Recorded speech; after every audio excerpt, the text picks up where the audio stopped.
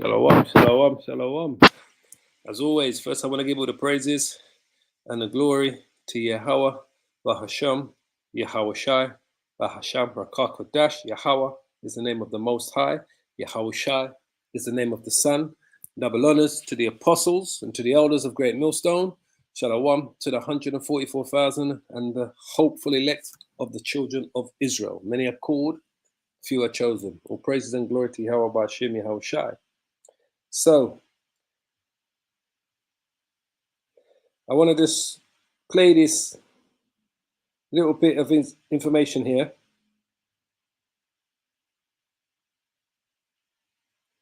I want to play this little bit of information here that's recently came up on the news regarding the attacks that took place in Russia the other day, where 144 people were killed. Now, as you know, the West were quick to blame ISIS. The West were quick to blame ISIS for the terror attack, basically, and they were saying, oh, it was ISIS that did this, and then they said, oh, we gave information to the Russians a week before the attack to tell them that something was going to happen in either a cinema or a shopping mall or a music event, and that we warned all of our citizens to stay away from these places over the next 48 hours, and, you know, rat-a-tat-tat and all of this information. And then within an hour of the attack, the West came and said, oh, yeah, we know who it was. As a matter of fact, it was America that came up. Spokesman said, oh, we know who it was. It was ISIS. It was ISIS. It was ISIS. Well, the Russians have come to their own conclusions. I want you to listen to, this is her name, is Maria Sarakova. She's the Russian Foreign Ministry spokeswoman, right? I want you to listen to what she has to say. More so read the subtitles, because she's going to be speaking in Russian, what she has to say about attacks, right? Because they know now, the Russians know for definite, these attacks were orchestrated by the Ukrainians and the West, all right? So without further ado, let's quickly play this news thing here. And then, all right, let's hit it. Для того, чтобы отвести подозрения от этого самого коллектива. Remember, you're going to have to read the subtitles because she is speaking in good old Russian, all right? Miss Maria Sarakova. So it says, in order to divert suspicion from the collective West, Запада, от Вашингтона, Лондона, Берлина. The possible committing of terrorist acts on the territory of our country. So from Washington, London, Berlin, which directly discuss, as I already said, the possible committing of terrorist acts on the territory of our country. Который буквально прямым текстом обсуждал, как я уже сказала, возможное совершение террористических актов на территории нашей страны, Парижа и других натовских стран, нужно было им срочно найти хоть что-то, хоть какое-то объяснение. Поэтому прибегли к ИГИЛ, вынули, так сказать, этот козырь из рукава. И Белым же домом вместе с Госдепартаментом было заявлено, прямая цитата, что Украина к этому отношения не имеет. Конец цитаты. На основе каких данных? На основе какой информации они сделали такой вывод? Совершенно непонятно. Понятно только одно. Они начали отмазывать киевский режим, чтобы... She's absolutely right. The only one thing is clear, they began to excuse the Kiev regime in order to excuse themselves. Right? Because they had no information, no data to say it was someone else. But listen. Самим отмазаться, потому что все прекрасно понимают, что никакого самостоятельного киевского режима без западной финансовой поддержки. She's absolutely right there again as well. Because everyone understands perfectly well that there is no independent Kiev regime without Western financial support. That's a fact. Военной помощи этому режиму просто нет. И буквально спустя несколько часов после теракта англосаксонские медиа... I like that. She said the mainstream Anglo-Saxon media. Basically, she's saying the Edomites on the West, in the Western media, that's what she's saying, really. The mainstream Anglo-Saxon media, the Edomites of the West. Anyway, continue reading. Мейнстримовые CNN, New York Times и многие другие начали распространять именно эти версии. Главный смысл которых сводился к одному. Во всем виноват ИГИЛ.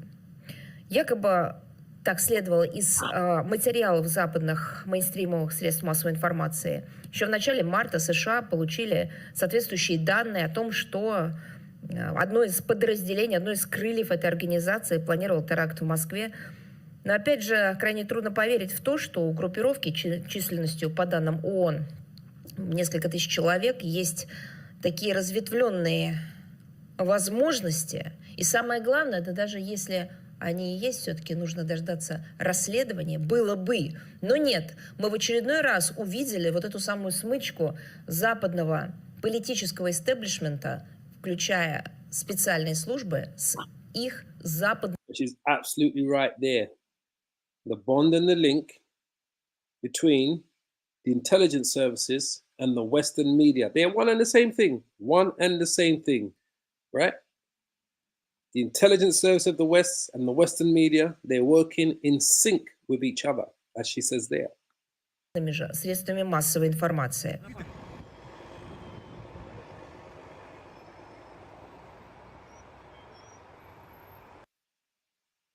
So we know that for a fact, all right? So there was an article that came out today as well. It says the chief suspects in last week's terrorist attack on the Crocus City Hall have testified that their orders came from a mystery man who told them to flee to Ukraine afterwards. The Russian Investigative Committee announced on Friday, which is today. It says security services detained the 4 suspect perpetrators near the Ukrainian border last Saturday. The attack, which claimed, look at that, 144 lives. Tell me if that ain't spiritual. The attack claimed 144 lives, 144, and left over 200 people hospitalized. It says in their initial testimonies and during their subsequent interrogations, the suspects said the attacks were prepared in coordination with a man who introduced himself to them under a pseudonym. The investigative committee said in a statement, he communicated with them by voice messages sent over Telegram. So they want you to believe, right, that ISIS are sitting around their phones, sitting around a campfire in somewhere like, I don't know, in Afghanistan or Pakistan or Iraq or Syria, that ISIS are sitting around a campfire, looking at their phone, scrolling through Telegram, waiting for someone to come up with a job for them, a random job. That this from a person they've never known, never met, is going to come up with a random job for them and say, yeah, go and do this, go and do that. Come on, man, you'd have to be a complete fool to believe that, right? So this is what they said. They said that someone communicated with them by voice messages over Telegram, right? It says on the instructions of the coordinator, after committing the crime, the terrorist drove in a car towards the Russian-Ukrainian border to subsequently cross it and arrive in Kiev to receive the promised reward, right? It says the investigative committee has said it is continuing to verify the involvement of representatives of Ukrainian special services in organizing and financing the terrorist attack. Russian special forces intercepted the 4 suspect perpetrators last Saturday en route to the Ukrainian border. They were identified as nationals of Tajikistan and initially described by officials as radical Islamists. The terror group ISSK has claimed responsibility for the massacre. The US and EU have insisted that the ISIS was the sole culprit and that Ukraine has no involvement. Moscow, however, remains skeptical. President Vladimir Putin, Sergei Lavrov, and the head of the FSB and the investigative committee have all claimed that multiple clues point to Kiev's involvement. Lavrov described the West's insistence on Ukraine's innocence as suspicious in itself. Absolutely. Come on, man. So they're not falling for this bullshit that the West is trying to throw at them, trying to throw away the scent. They know the West somehow is involved in this, right? They know the West is somehow involved in this. So they're not being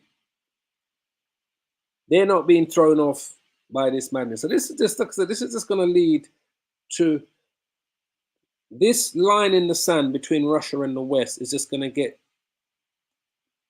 deeper and wider, right? Or should I say thinner, right? Because Russia knows that these people masterminded this attack. He knows that. These guys ain't sitting around a campfire, like I said. They're not going to be sitting around and think about this, right? Just use your common sense. They want you to believe that ISIS are sitting around a campfire in Afghanistan or Pakistan or Turkestan or Syria, scrolling through messages on Telegram or WhatsApp, waiting for someone to ping them and say, "Oh, you don't know who I am, but I want you to go and do this attack in this place and kill as many as people as you can. And by the way, I'm going to transfer 5,000 euros to your bank account." Come on, man. 5,000 euros. ISIS, if they're going to do something, they're not communicating with some third party who they've never heard of, never spoke to, and then they're just going to spring up and say, "Yeah, we're going to go and commit this crime for this Mr. Unknown." No way. These guys are not ISIS.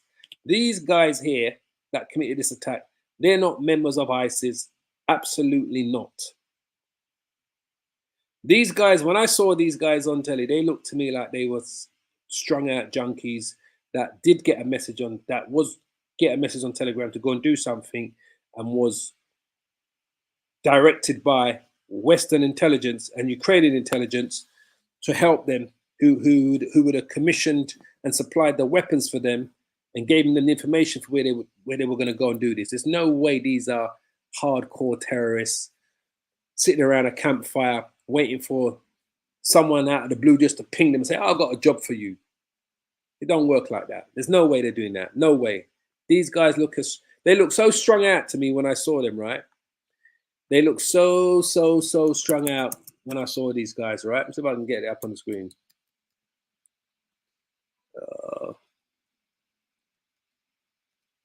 See if we can get it up. Right, there's no way these guys are. They've got pictures of the culprits.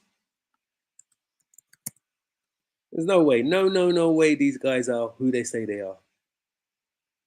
And then all of a sudden, they sent them pictures. Somehow the West found pictures of these guys.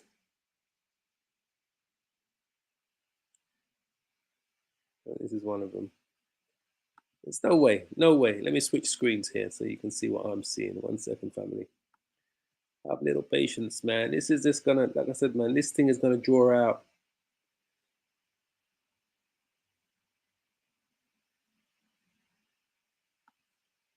All right, so this is one of them. Let me switch this screen here so you can see what I'm seeing. So this was one of them, right?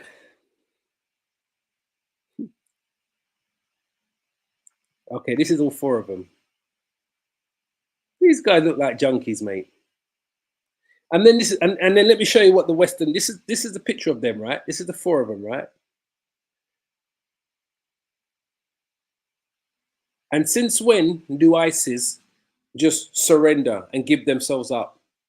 Since when has that been a new motto for ISIS?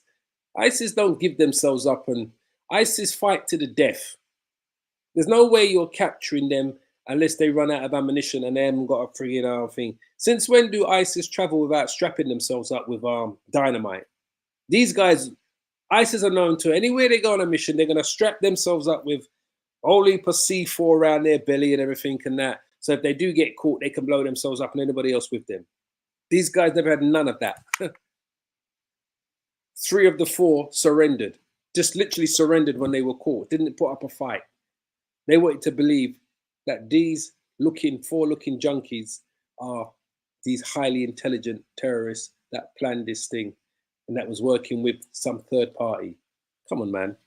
If they got that call that they got on Telegram, they're working. The West coerced them to do this thing along with Ukrainian. There's no way. This is some independent thing. And then we saw. I'm trying to see the other picture I got here. And then this was the picture, right? This is what made me laugh about them. After everybody had seen who they are, this was the so-called photo that ISIS supposedly released to say these were the guys that committed the terrorists. Now, that committed the act. Now, you ask, just to show you how stupid, you'd have to be stupid, deaf, dumb, and blind, right? Think about what's going on here. everybody's already seen their faces, right? Because they're caught. These guys are caught, right? They're in Russia. They're caught. They're banged up in jail. Their faces are all over the world. Everyone can see who they are. Why would ISIS then send a photo and put it up on their supposedly Telegram site with 4 guys, right, with bandanas covering half of their face and then the rest of their face smudged out, blurred out? Why would they blur out the images of these guys and send a picture of them with their faces all covered up, right? So forth. Why would they need to hide what they look like? Remember, they're already being caught. If these are really the guys, right? Right? But this is the photo that, look, this is the photo that's the Jerusalem Post. This is the photo. See, photo of terrorists responsible for Moscow's attack released by ISIS.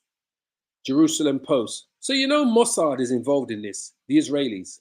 They're fully involved in this, what's going on as well. The Israelis, because the Israelis are at loggerheads with the Russians, because the Russians are standing by the Iranians and the Syrians in their fight against Israel and helping them with their technology and so forth. And they're helping the Iranians to build the nuclear bomb, nuclear weapons. They're helping Assad in Syria, right? Why would they, photo terrorists from Moscow released by ISIS, the Jerusalem Post, why would ISIS release a photo of the so-called terrorists, right, with blurred out faces and covered their faces, if the whole world has seen them already? So you got to know this is propaganda, complete propaganda. This is not them. This is not them. It's as simple as that. This is not them. ISIS didn't do this. These guys, wherever they were taken in from, whatever rehab junkie place, and because you know a lot of people in Afghanistan and Pakistan smoke heroin, they're on heroin and that, right? There's no way it's these guys here. Where's he going? No way, no way, no way, no way, no way, no way. This is the photo that they're sending. Blurred photo. Anyone can fucking put a photo up on Thingy Bomb and say, oh, where ISIS and this and that. That's total bullshit. Absolute bullshit. Absolute BS. When the whole world, where's the photo going again if I can find it?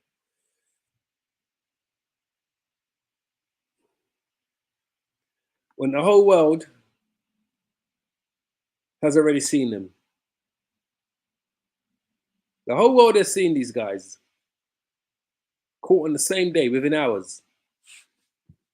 They want you to believe it's that. But anyway, like I said, the division that we're going to see, that we're going to see, this is why they said Russia's going to hit back hard. They're going to hit back hard because they're trying to get Russia to distract from the war that they're fighting in Ukraine. Russia is winning the war in Ukraine. The Ukrainian soldiers, I'm not sure if I can find it. I had a post here the other day, all right? Oh, so I can find it.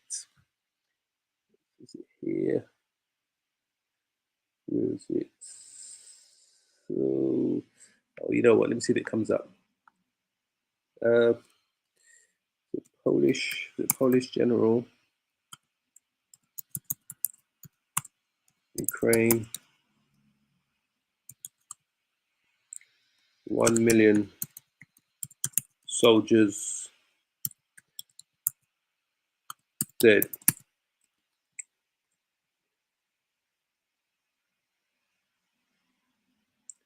Here it is. So this is what mainstream media is not telling you. It says Ukraine's real losses should be counted in millions, not tens of thousands, in millions. Ex-Polish general, army general staff chief. The Ukrainians are losing this war. Regiment Andrzejczyk said, describing the situation as very, very dramatic. This is why they're trying to get Putin and the Russians to take their eye off the prize of winning this war. Because once they've fully defeated the Ukrainians in this war, they're probably going to march on to Kiev. The Europeans are going to have to put their tail between their legs. This is why they're so terrified of Donald Trump coming into power. Because Trump said the minute he comes into power, he's going to cut off all supply, whether it's logistical and monetary supplies of money to Ukraine. Done, finish. He said the minute he comes into office, he's going to cut it all off. He said if the Europeans want to keep on funding Ukraine, so let them do it. He said I'm not going to be any part of it. That's what Donald Trump said. This is why they're so terrified of Trump coming in. Remember, the spending bill that went through the House of Senate the other day, all right? There's another thing I want to bring up here, right? The spending bill, the $1 trillion, I'm going to read the rest of the article. The $1 trillion spending bill, US Congress, right? So here, Biden signs 1.2, come on you, just to show you something.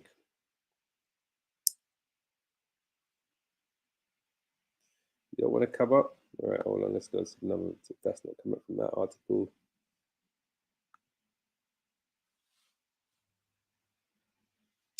Biden signs 1.2 trillion funding package averting US government shutdown, right?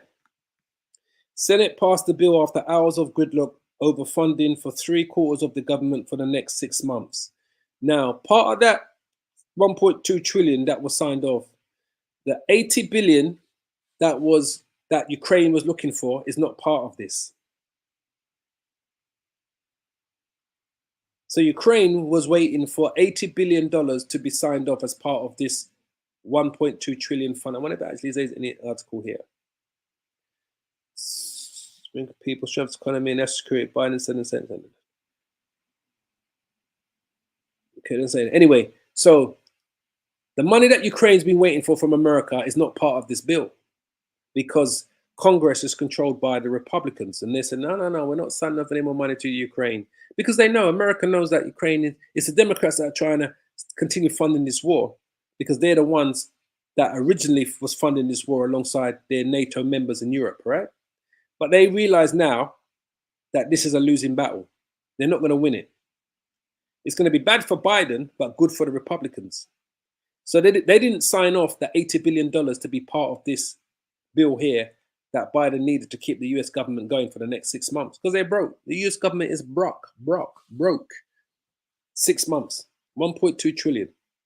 So these are the information that your mainstream media is not showing everyone, but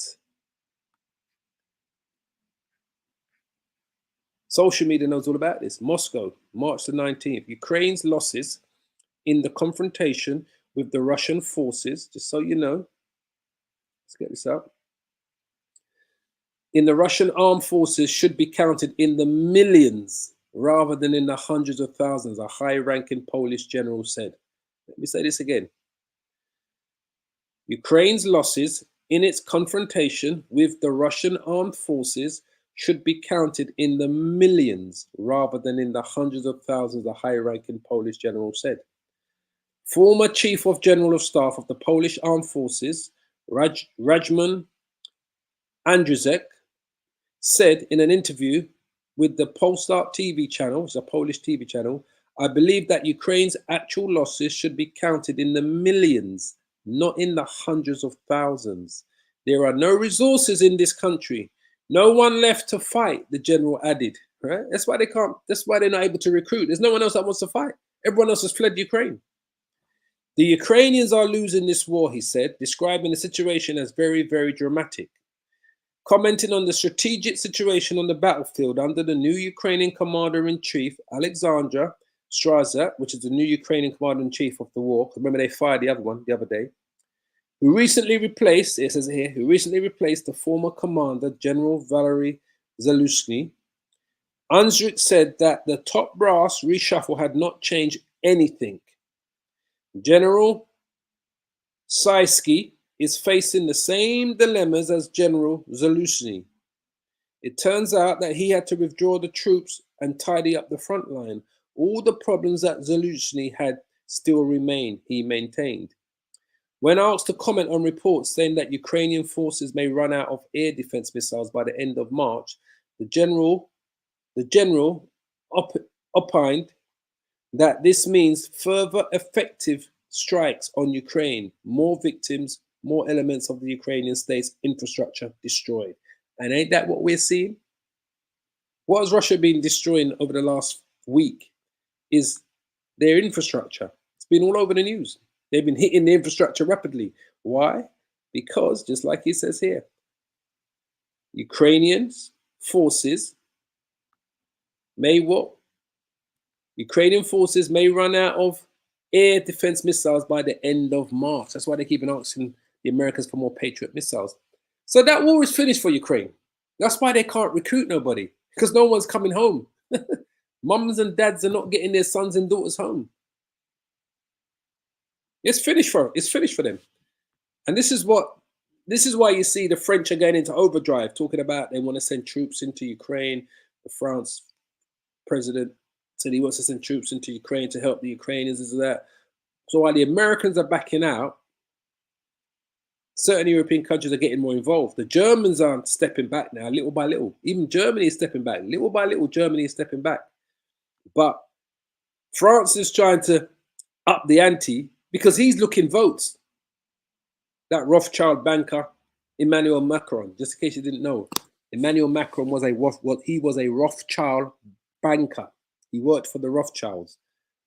That's why up to today, I can't understand how they voted that man into power. But hey, that's what it is. So France is trying to send Ukrainian 2,000 troops into Ukraine. See if I can find it. There was an article I was reading about that the other day as well. So this was it here. France already preparing some 2,000 troops for Ukraine, Russia claims. Head of intelligence, Nashkin, says Macron's hiding number of French troops already killed in Ukraine. They're finished, mate. They are finished. The Ukrainians are finished. It says France is preparing 2,000 troops to send to Ukraine, the head of the Russian Foreign Intelligence Services said Wednesday. The contingent for sending to Ukraine is already being prepared at the initial stage. It will amount to about 2,000 people, Sergei Naryshkin said in an interview with Russian state news agency. Naryshkin said French President Emmanuel Macron, he's a Rothschild banker, if you didn't know, look it up, he used to work for the Rothschilds, is hiding the truth about the number of French soldiers already killed in Ukraine. And I can believe that. For fear of mass protests in his country. This is what I'm saying. The Western mainstream media is suppressing the truth of what's truly going on in Ukraine. They're suppressing it. It says here, sooner or later, Macron will have to reveal the ugly truth, but he will strive to delay the confessions as much as possible. As they say in the Elysee Palace, which is the French president's, that's like the White House in France, right? The Elysee Palace, that's like the White House in France. As they say in the Elysee Palace, the number of French dead has already exceeded a psychological significant threshold. The release of such sensitive data can provoke citizens to protest, especially against the background of mass anti-government protests by farmers across the country. Think about what they did in the Vietnam War in America. They were suppressing, except that time the media wasn't in bed with the government. The government was suppressing the information from the American public about the amount of American soldiers that was dying in Vietnam. It was the actual independent media, the real media back then, they were actually doing real journalism work that released that information. This is what caused the outrage in America, the protest until America finally came out of Vietnam. But back then, the media actually did their jobs. Today, they work lockstep with the governments of their countries, the mainstream media. It says, Naryshkin urged that French military leadership fears discontent among active mid-level officers. Among the dead, there are disproportionately many of them, and already at the current stage, there are problems with finding volunteers for rotation and replacing those who have dropped out in the Ukrainian theater of military operations, he said. He claimed that the French military is visibly concerned about the increased number of French soldiers and said they also fear such a significant unit will not be able to be sent to Ukraine quietly and be stationed there. Thus, the French contingent, will become a legitimate priority target for attacks from the Russian armed forces. This means that the fate of all Frenchmen who have ever come to the territory who have ever come to the territory of the Russian world with a sword could await it, he added. All right. Last month, Macron refused to rule out sending Western troops to Ukraine, where Russians launched a special military operation 2 years ago. The idea, however, was rejected by the Allies. All right. So they believe that 2,000 troops are already prepped and ready to go and fight in Ukraine. So when we talk about this war between the West and the East, between Russia and the beast, NATO, it's going to happen. Where they're going to be confronting each other head on. It's going to happen. It's as simple as that. No ifs, no buts, no maybe. It's going to happen. So I got to bring out a scripture. We spoke here. We're speaking for about half an hour. But we've got to bring out a scripture. So we all know that the beast, which is NATO and the EU, is going to come head to head against the Russians. We know Ezekiel 38 is a major part of this war. We don't need to read through it. We'll just bring it up on the screen so you can see it. We know this is a major part, the prophecy about Gog and the future invasion of Israel. Hence the war that's going on in Israel, because all roads are going to eventually lead to Israel. All roads are going to eventually lead to Israel. We know Gog is talking about the Russians in the land of Magog. Russia is in the land of Magog. So we know the chief prince of Meshes and Tubal is talking about Russia. The word chief prince, we know it means Russia, right? So we know all roads are going to lead to this war taking place. It's as simple as that. We also understand that the beast that the Bible speaks of in Revelation 13 is talking about NATO. So when it says here, Revelations 13:1, and I stood upon the stand of the sea and saw a beast rise up out of the sea, having 7 heads and 10 horns, and upon his horns 10 crowns, and upon his heads the name of blasphemy. This beast is talking about, this is the reincarnation of the Roman Empire. The beast today is what we know as NATO and its European members. Russia was never part of ancient Rome. Russia as a country, the Rus, didn't come into power, into play until around the 7th century AD. The Roman Empire was coming to its end by then. I mean, it come to its end before that, the Roman Empire, before the 7th century AD. That's during the time of the Byzantine Empire, where the Roman Empire was ruled from the east, what we know today as Turkey or Istanbul. That was the capital of the Byzantine Empire, originally known as Constantinople. So Russia as a country didn't come about until around the 7th, 8th century AD. They're the ones that took down the Khazars. The Khazars, who we know as the so-called Jews today, Amalek, the Amalekites. So if we was to type in, just to show you, Rus War Khazars. Let me see if it comes up. Should come up. Just to show you.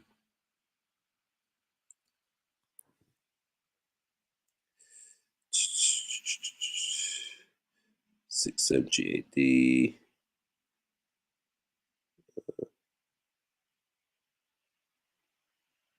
Clash. See? Let's see if it says it. So it says here. Let's see what it says here. Because people don't know about this history. They don't know about the Khazar Khaganate, a piece of Near East history in the Russian-Ukraine conflict. Let's see if it tells about it. Let's have a quick look. It's an interesting fragment of Near East history embedded in the culture of the Russian-Ukraine conflict.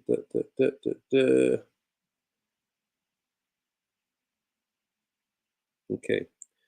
It says here, it says history and geopolitics of the Ukrainian crisis from Kievan, Rus, because Kiev, Ukraine, was part of Russia, to date, published by Karaoke as part of the Historical Studies collection. One section of the study is dedicated to the enigmatic Turkish Jewish, because we tell you that the Turks are the same, those people in the land of Turkey today They're Khazars as well.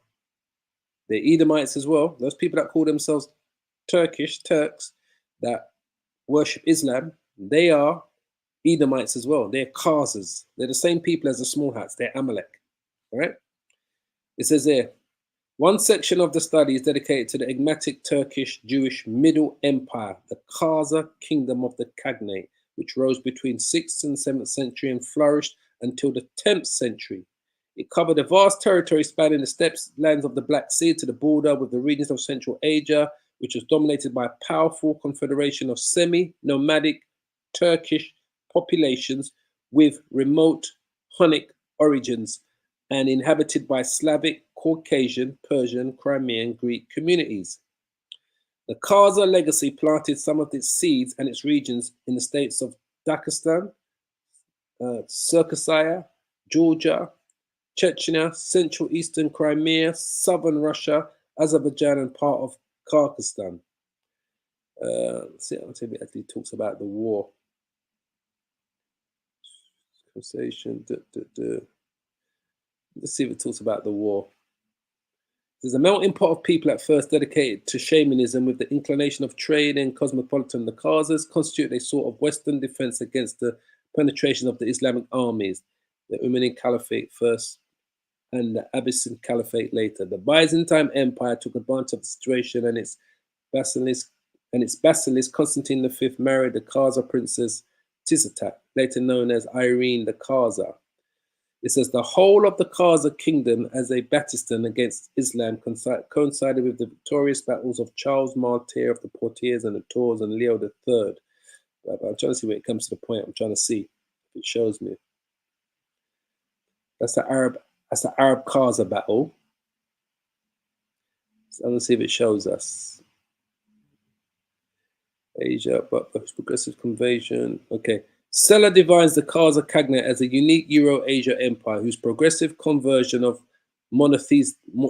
monotheistic cult did not stop the Kiev Rus under Savislav I from invading and destroying its capital in 961 AD. So that's when they took down the Khazars.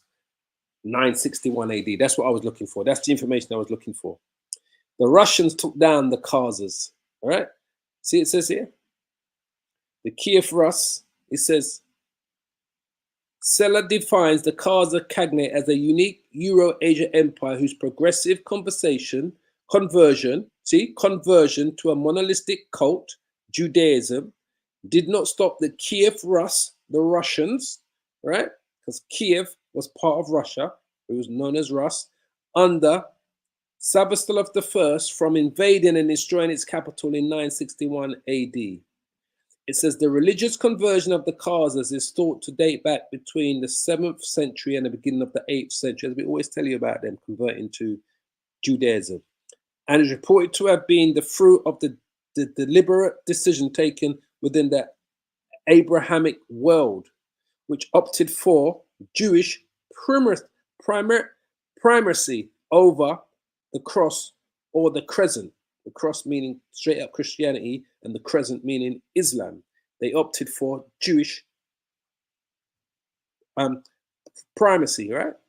To mark a net distinction between the Christian West on one side and the East, then on its way to Islamization on the other, all right? It says the choice was based on strategic reasons compounded with family ties and inclusion of Jewish Radahite merchants and a hodgepodge of other contributions from various latitudes. But anyway, the point I wanted to get to, I got here, is tell you about that because we know how the Khazars came about. The Turks are people in Turkey are the same as people in. This is why you see Turkey not doing much about what's going on in Palestine. You've heard them speak a lot, say a lot of shit, but they've not actually taken any action like how you saw Yemen have or Hezbollah have against the Israelis, because the Turks know that them and the Israelis are the same fucking people. They know that they're Khazars. They're all Edomites. They know they go back to Amalek. The Turks know that. That's why they haven't taken any action against the Israelis. They haven't kicked out the Israeli ambassador out of Turkey. They haven't brought back their ambassador from Israel. All Turkey has done at the beginning of that war against the Palestinians was a lot of lip service, just so you understand. So the Russians know all of this history. The Russians know all of the Russians know the history of these nations, who they are, who we are, who these nations are. The Russians know who they are. He knows that they're Khazars. They know all this history. So my point is, when I go back here to Revelations 13, when it talks about the beast here, that's why we said that Russia's not part of the beast. Because the Russians never came into power until around this time here, 961 AD. By then, the Roman Empire was coming to its end. It was the Byzantine Empire that was in power. But the Roman Empire had come to its end a long time before Russia kind of became this main place around. I mean, Kiev, Russia came around about 7th century AD, but came to its power when it took down the biggest warmongers around that time were the Khazars. Today we call them the small hats, the so-called Israelis. The Turks are Khazars as well. People in Turkey today. So Russia's not part of this beast that some people like to say, because the beast, the members of the beast are members of the Roman Empire. When it speaks about they're having 7 heads and 10 horns, the 7 heads go back to the 7 European Edomite empires, all the way back to the times of the Romans and before the Romans. So we've got the Greeks that are part of that as well. The Greek Empire is part of the Beast Empire. And this is why you see, the Russia knows all of these countries' histories, right? That's why you see them releasing a lot of shit when it comes to the icons, the Russian icons. Even though they've been around for, that information came out roughly about 15 years ago, just so you know, all right? But it's just been re-released and more stuff has been released now, hence why it's hit the forefront. But the beast, the 7 empires, the Russians was never part of those 7 heads, 7 empires that it speaks about in Revelation 17, all right? And in Revelation 13. That's the Greeks, the Romans, the Spanish, German, Germania Minor, Germania Major, the British, and what we know today, well, not the American, but it's the British Empire. Those what kind of made up those empires then. That makes up the beast there. Having 7 heads and 10 horns. The 10 horns are symbolic for the European Union. You had the 10 tribes that the Romans were fighting against, right? Back in the days, I forget what they were called. The 10 tribes that go all the way back to the book of Daniel. I think it's Daniel chapter 7, which speaks about the Germanic tribes, which make up Germania Minor and Germania Major today. But you had those 10 tribes, which are like the Vangoths, that's it, the Vangoths, the Ostrogoths, the Vandals, the Lombards, the Alemanni, the Burgundies, the Franks, the Jutes, the Angles, the Saxons, and so forth and so on. Germania Minor, Germania Major. But that's who they are. That's who the beast is. Rise up out of the sea having 7 heads, the 7 empires and 10 horns, the European nations. And upon his horns 10 crowns, and upon his head the names of blasphemy. And the beast which I saw was like unto a leopard. The leopard is symbolic, represents who? The Greek Empire under Alexander the Great. That's the leopard. That's what that represents there. Alexander the Great. And his feet were as the feet of the bear. So who is the bear? Come on, you must know, family. The bear is who? Russia. What is Russia's symbol? It's the bear. It has the feet, and his feet were as the feet of the bear. Because the Russians is the one that's going to take down these nations. Russia is the one that's going to take down the beast. And in the midst of this war, Yahushua and the angels are going to come, because they're going to go from a conventional war to a nuclear war. But that's the bear, is Russia. And his mouth as a lion. The lion is symbolic for who? For Great Britain. And the dragon is the Roman Empire. The reincarnation of the Roman Empire is who? Babylon the Great, America, and its European NATO allies. But the dragon is talking about the Roman Empire, gave him his power and his seat and great authority. And I saw one of his heads as it was wounded to death, and his deadly wound was healed. And all the world wondered after the beast, because the Roman Empire was the 4th beast in the book of Daniel. His deadly wound was wounded. When was it wounded? During the time of the Byzantine Empire. So during when all of this was going on, the beast was wounded because the beast lost its power, which was the fourth beast of the book of Daniel's, around, say, 300, between 300 and 400 AD. Say around 300 AD, during the times of, I think, totally lost its power. We could say we could even go back during the time of the 5 good emperors. That's when it started to lose its power. It totally lost its power under Constantine the Great, because that's when the empire, the capital of the Roman Empire, now was no longer in the west; it was in the east, in what we know today as Istanbul. That was known as Constantinople. So during Constantine the Great, that's when the Roman Empire of the West lost its power. But in terms of the emperors, the last Edomite Caucasian emperor in the Roman Empire, that would have been Domitian, the son of Vespasian, the brother of Titus. Then after that, you had the 5 good emperors. The first, what we refer to as so-called black emperors. Nerva was the first one. And then I think you had Trajan, Nerva, Trajan. Was it Nerva, Trajan? I think, was it Commodus was one of them. Septimius Severus was another one. And I forget the other one. But you had the 5 good emperors, basically. If we say the 5 good emperors of Rome, Hadrian, so that's the other one. Trajan, Hadrian, that's it. Antonius Pius, that's the name I couldn't remember. And Marcus Aurelius. Commodus was Marcus Aurelius' son. Nerva was the first one. This is when so-called black men, Jakes, Israelites, started to rule the Roman Empire. But it didn't totally lose its power in the western part of it until the headquarters of it was moved from the west to the east. And the beginning of that started, I think, around the time of Marcus Aurelius, where he was ruling from both sides until the power became in the east, in what we know today as Istanbul, originally known as Constantinople. And then it became known as the Byzantine Empire. So that's when it would have lost its power. So when we kind of read some of this, it's all during this time it lost its power, the Roman Empire. And all these things were going on. So it says here, and I saw one of his heads as it was wounded to death, the beast, the Roman Empire, and his deadly wound was healed, and all the world wondered after the beast. So when was his deadly wound healed? During the time that it would have really begun around the time of what's her name? Queen Isabella of Spain and King Ferdinand of Portugal, when they came together to take down the Moors. The Moors were Israelites who were worshipping Islam.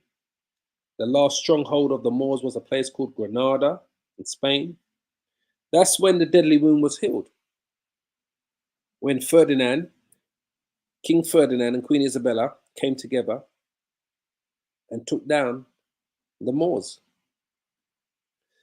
And they worship the dragon. The dragon is the Roman Empire. The Roman Empire today is America, the reincarnated Roman Empire, which gave power unto the beast. The beast represents European Union and NATO. And they worship the beast, saying, who is like unto the beast? Who is like unto NATO? And who is able to make war with him? So who is going to make war with him? Gog, from the land of Magog, the Russians, the chief prince of Meshech. This is who the Lord is getting ready to make war with the beast. So who is able to make war with him? Gog. Because, and there was given unto him a mouth, speaking great things and blasphemies. What's the greatest blasphemy that the beast, the European Union, these Edomites, the reincarnation of the Roman Empire, what's the greatest blasphemies that they've done? We're seeing it today. It's all being, well, a lot of it's been revealed now. The Russian icons, they changed the Lord from a so-called black man to a so-called white man. They changed the apostles, the disciples, the people of the book, from so-called black people, people of color, to so-called white people. Those are the greatest blasphemies. They took the children of Israel, they put them into captivity, and they gave their thingy bob, their identity to these people here, the Khazars, who, just like it says here, the religious conversion of the Khazars is thought to go back between the 7th to the end of the 7th and the beginning of the 8th century, and is reported to have been the fruit of the deliberate decision taken within the Abrahamic world, because Islam came from that line as well, Ishmael's sons. Christianity came from it, Judaism came from it, which opted for the Jewish primacy. So they took our religion, our beliefs, our book, and they called it Judaism over the cross, which is what we know as white Jesus Christianity, white supremacist Christianity, or the crescent, right? To mark a net distinction between the Christian West on one side and the East, then on its other side, the Islamization of the other. So that's what they did. That's what the devil did, just so you understand. So when we go back here, and it says, and there was given unto him a great mouth speaking great things and blasphemies. The greatest blasphemy is that they took the Lord and they turned him from a so-called black man to a white man. They took the Lord's people and said, these small hats in the land of Israel, these Khazars that coming out of Caucasus Mountains, those are the children of Israel. And power was given unto him to continue 40 and 2 months. So what does the 40 and 2 months represent? The 40 and 2 months represents the 350 years of slavery to us waking up to this truth. So from the first great amount of slaves coming to the Americas in 1619, all the way up to 1969, when the seven started to bring this truth out. The seven were the teachers of the apostles. They were the teachers of our apostles, Elder Apostle Tahar, Arimlab, Rakar, and Gabar. They were taught by the seven. 350 years, the 40 and 2 months works out to 1,260 days, which is symbolic for, which is 3.5 years, which is symbolic for 350 years of slavery before we were waking up to this truth. That's what that's talking about. So that's the blasphemy that they done. But like I said, who's coming to make war with him, with the beast?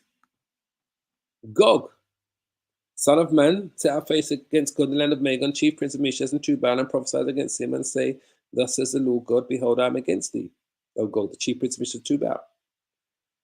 And I will turn thee back to that old Russian warrior. I'm going to turn you back to that old Russian warrior USR state of mind. And I will bring thee forth, and all thine army and horses and horsemen, all of them clothed in all sorts of armor, even a great company with bucklers and shields, all of them handling swords. That's what the Lord's going to do. And that's what we see happening now. And if we go to, is it Isaiah 13? Hold on. Let's get some blue letter. 1 second. I didn't expect to be this long, but I'm going to go with the Spirit. Isaiah 13:1. This is what the Lord is bringing against him. Isaiah speaks about it. Prophecies about Babylon. Babylon is America. Isaiah speaks about this as well. Judgment on the day of the Lord, of Yahweh. This is what's awaiting those devils in Babylon.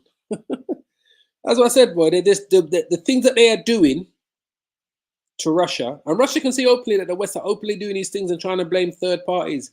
And at the end of the day, it's the West that controls ISIS. ISIS was created by the West to create turmoil in Iraq, Syria, the Middle East.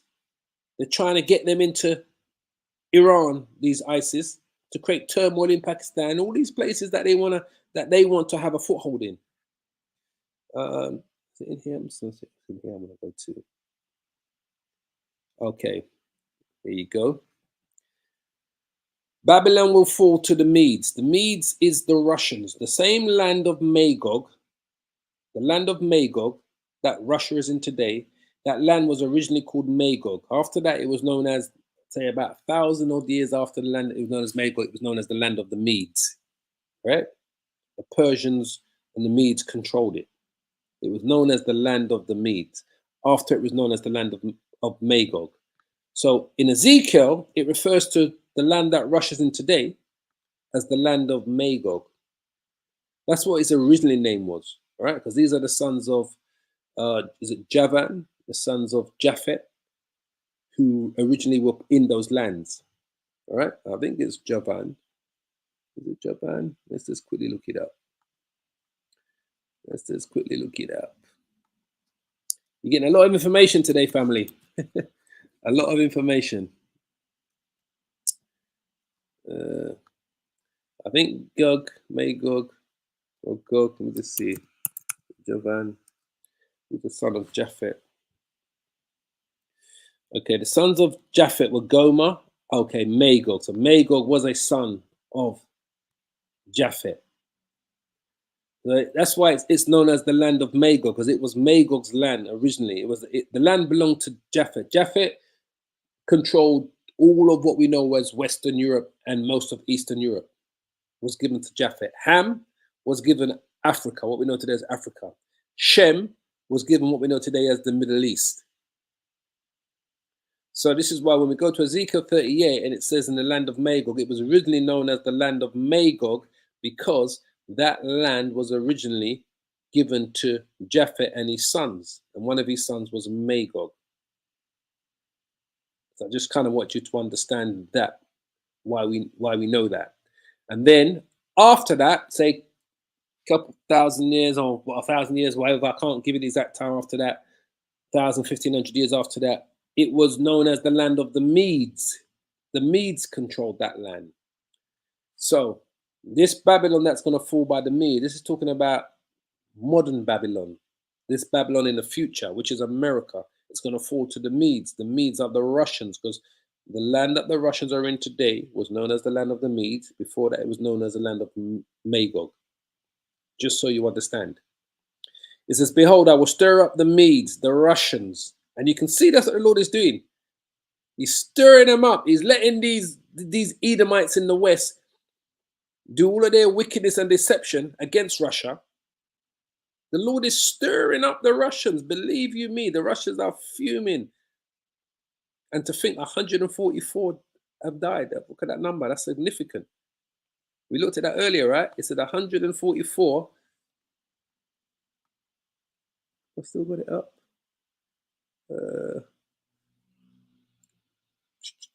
It said, let's see if I still got it up. Hold on. I still got it up? No. Russian casualties. Russian. That's significant, that is. Especially if it stays at that number. Believe me when I tell you. Russian attack death count. Let's see what it comes up. It says, where was I reading it today? It says 143 here. One that I just read did say 144. Ah, that was RT I was reading it from. So since this has come up, this is 1 day ago. Let me see if it shows me here, news. 143, 143, because what I just read on RT, because I was reading that from my phone. So this is 1 day ago. You can see it says 1 day ago. If I go to RT on my phone, all right, it's telling me, just make sure that's where I just saw it. Yep. So the latest figure, the attack has claimed 144 lives and left over 200 people hospitalized. So this feels like, so will it stay at 144? We'll see. Because that will be significant if it does. If it stays at 144, because it says, I'm reading from RT News. Oh, look, see, there you go. 12 minutes ago. So it's showing you here. Russian detains another suspect over a concert hall attack that killed 144. So let's see if it stays at 144. Let's see. Let's see. Because numbers mean a lot. So we're going to see if it stays there at 144. All right? We're going to see if it actually stays there, because numbers truly do mean a lot. All right? If it actually stays and doesn't go off of that. So where was we? Back to Isaiah. Right. So Babylon will fall to the Medes. The Medes are the Russians. Behold, I will stir up the Medes against them. Now, you tell me if the Lord is not stirring up the Russians against the beast and its NATO allies, against America, the dragon, and the beast.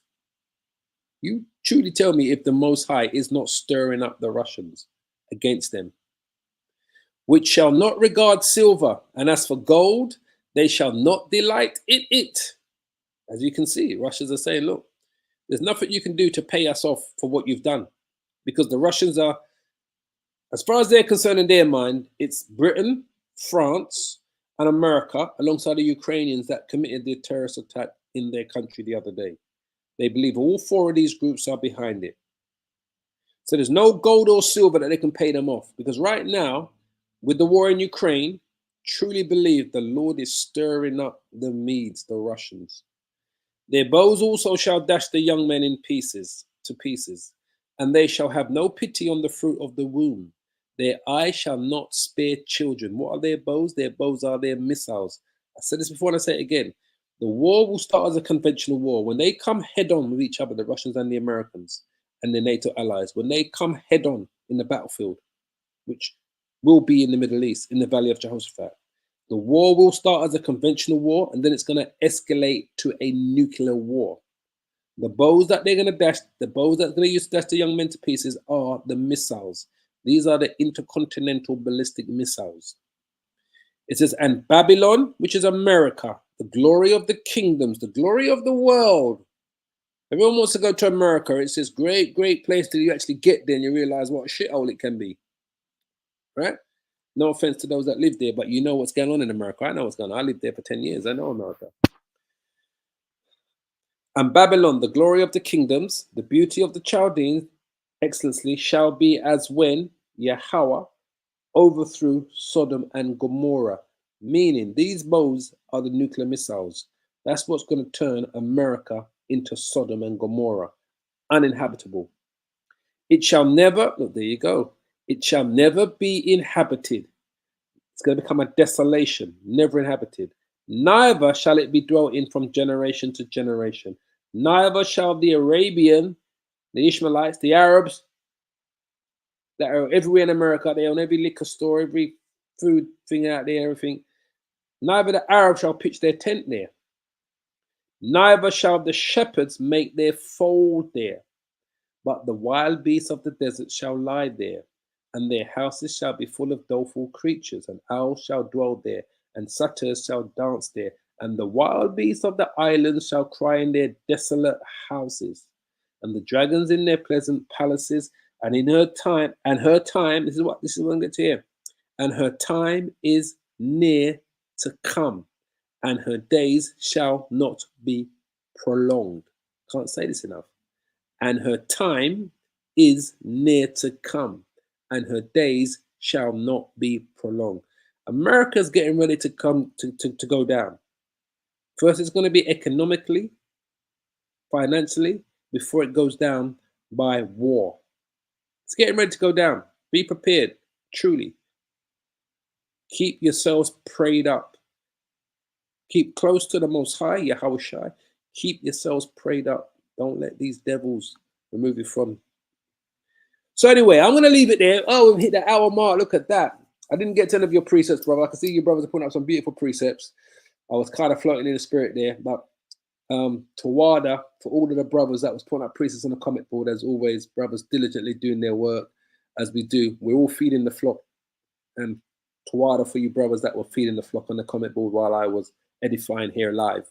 So I pray you were edified. I pray you understood. I know the first half hour was more information, and then we kind of went, but sometimes we have to kind of give you the nitty gritty of certain things to give you a little bit more understanding of how we know how all these things, these events connect, how all of these dots connect, how we know who is in this war, who's on what side, and how it's going to go down. And we do it in the spirit of the Lord, because we truly believe the Lord has got the Holy Spirit working with the men of GMS Great Millstone. We always declare that we have the 100% truth, and we will stand by that in the spirit. So I pray you are edified, your brothers and your sisters. As always, as I always like to say, keep praying, keep safe, repent, and hold on to this truth. This is where we need to be at. Because America's time is truly near to come, and her days shall not be prolonged. So you can see that's happening. It's going to decay from the inside to the outside. So shalom, shalom, shalom. All praises and glory to Yahweh, Shimi Hoshai, Basham, Kodash. Shalom, family, all praises.